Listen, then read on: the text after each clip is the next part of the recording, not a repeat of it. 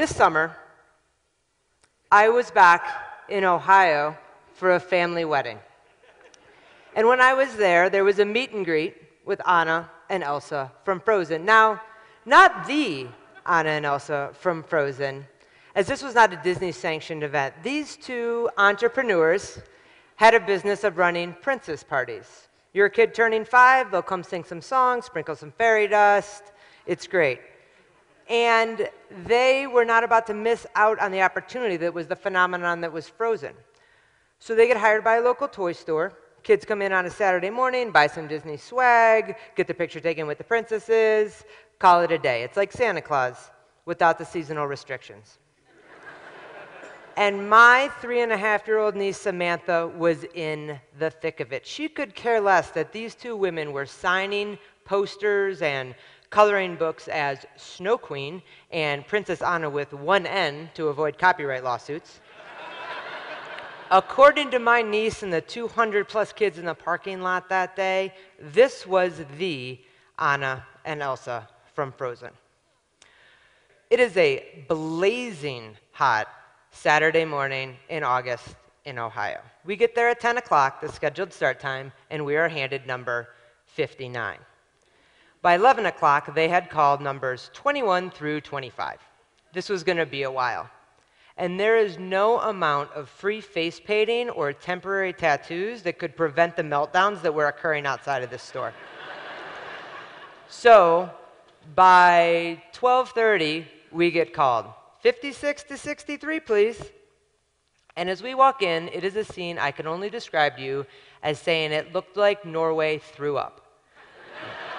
There were cardboard cutout snowflakes covering the floor, glitter on every flat surface, and icicles all over the walls.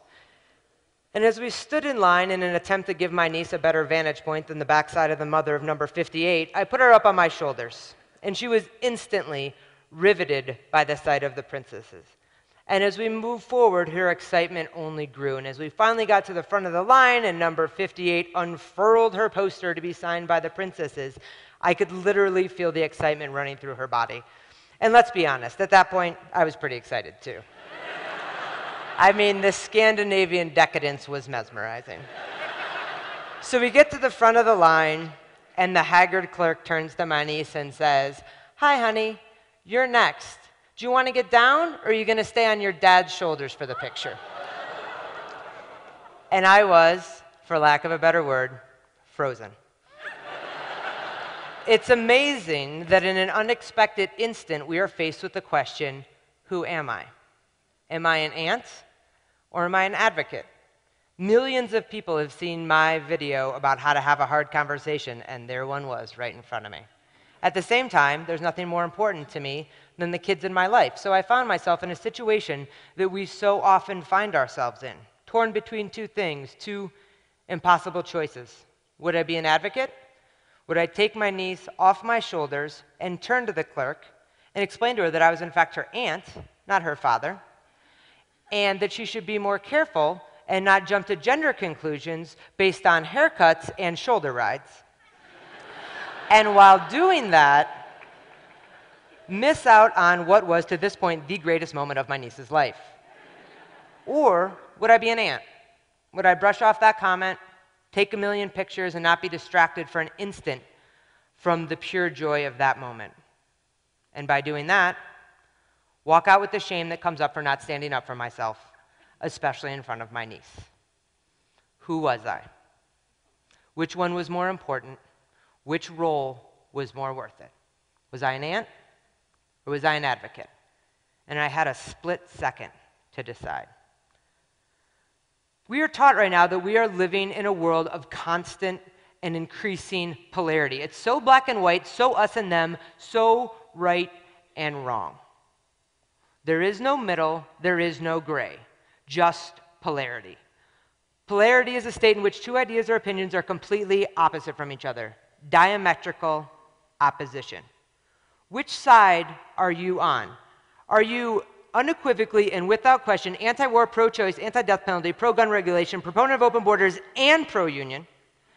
Or are you absolutely and uncompromisingly pro-war, pro-life, pro-death penalty, a believer that the Second Amendment is absolute, anti-immigrant, and pro-business. It's all or none. You're with us or against us. That is polarity.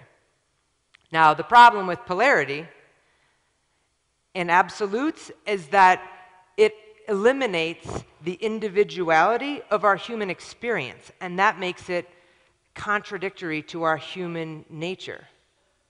But if we're pulled in these two directions, but it's not really where we exist, polarity is not our actual reality, where do we go from there? What's at the other end of that spectrum?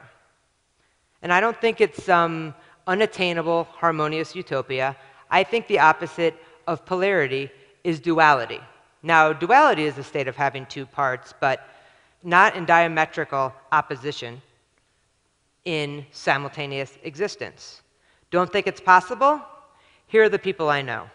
I knew Catholics who were pro-choice, and feminists who wear hijabs, and veterans who were anti-war, and NRA members who think I should be able to get married. Those are the people I know. Those are my friends and family. That is the majority of our society. That is you. That is me.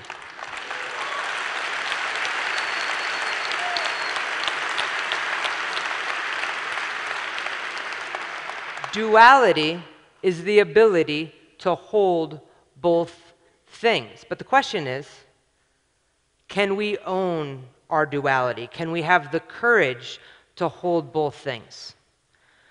So I work at a restaurant in town and became really good friends with the busser. I was a server, and we had a great relationship. We had a really great time together. Her Spanish was great because she was from Mexico. That line actually went the other way. Her English was limited, but significantly better than my Spanish. But we were united by our similarities, not separated by our differences.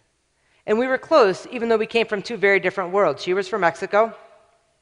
She left her family behind so she could come here and afford them a better life back home.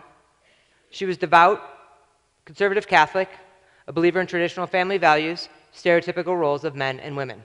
And I was, well, me. But the things that bonded us were when she asked about my girlfriend, or she shared pictures that she had from her family back home. Those were the things that brought us together.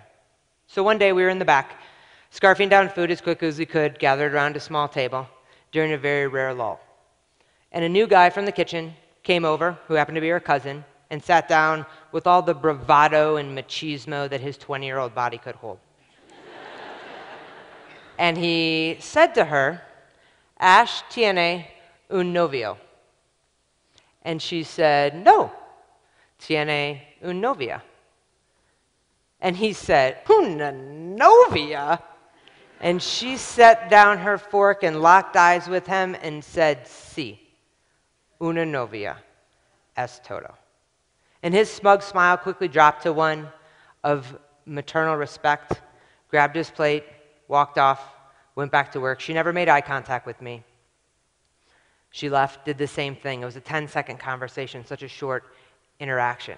And on paper, she had so much more in common with him. Language, culture, history, family. Her community was her lifeline here. But her moral compass trumped all of that. And a little bit later, they were joking around in the kitchen in Spanish that had nothing to do with me. And that is duality. She didn't have to choose some PC stance on gayness over her heritage. She didn't have to choose her family over our friendship. It wasn't Jesus or Ash.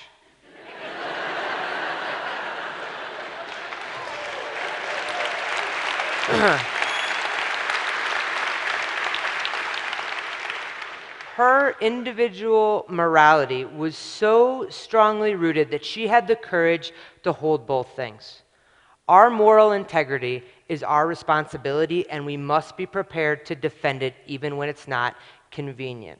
That's what it means to be an ally. And if you're going to be an ally, you have to be an active ally. Ask questions. Act when you hear something inappropriate. Actually engage. I had a family friend who for years used to call my girlfriend my lover. Really? Lover? So overly sexual, so 70s gay porn. But she was trying, and she asked, and she could have called her my friend, or my friend, or my special friend, or even worse, just not asked at all. Believe me, we would rather have you ask. I would rather have her say lover than say nothing at all. People often say to me, well, Ash, I don't care. I don't see race or religion or sexuality. It doesn't matter to me. I don't see it. But I think that the opposite of homophobia and racism and xenophobia is not love, it's apathy. If you don't see my gayness, then you don't see me.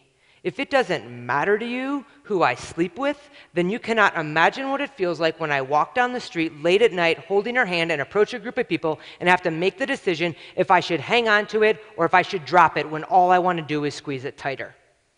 And the small victory I feel when I make it by and don't have to let go. And the incredible cowardice and disappointment I feel when I drop it. If you do not see that struggle that is unique to my human experience because I am gay, then you don't see me. If you are going to be an ally, I need you to see me. As individuals, as allies, as humans, we need to be able to hold both things, both the good and the bad, the easy and the hard. You don't learn how to hold two things just from the fluff. You learn it from the grit. And what if duality is just the first step? What if, through compassion and empathy and human interaction, we are able to learn to hold two things? And if we can hold two things, we can hold four. And if we can hold four, we can hold eight. And if we can hold eight, we can hold hundreds. We are complex individuals, swirls of contradictions. You are all holding so many things right now. What can you do to hold just a few more?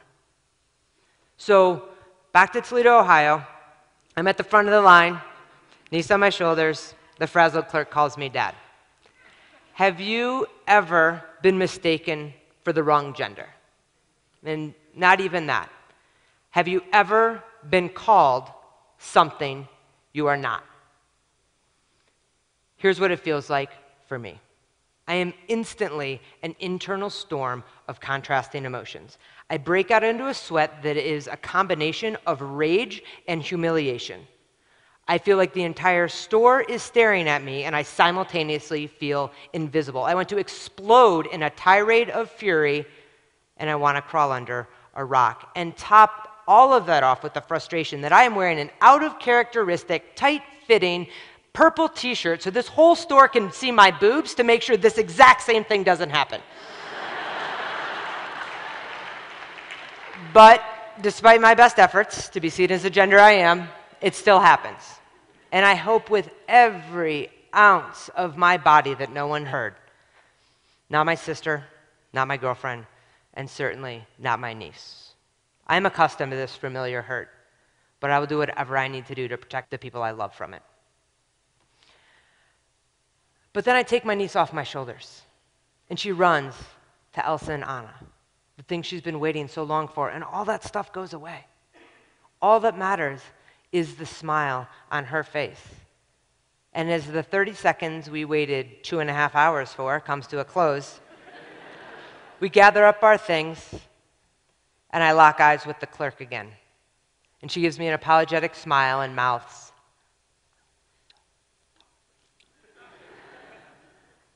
and her humanity, her willingness to admit her mistake, disarms me immediately. And I give her a, it's okay, it happens, but thanks.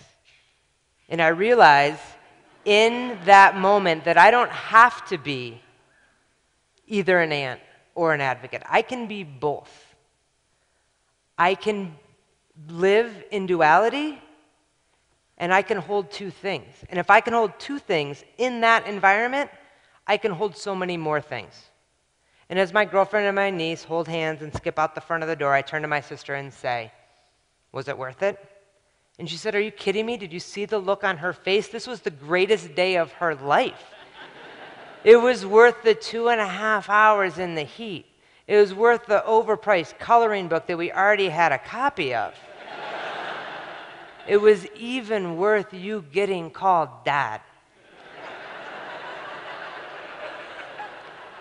And for the first time ever in my life, it actually was. Thank you, Boulder. Have a good night.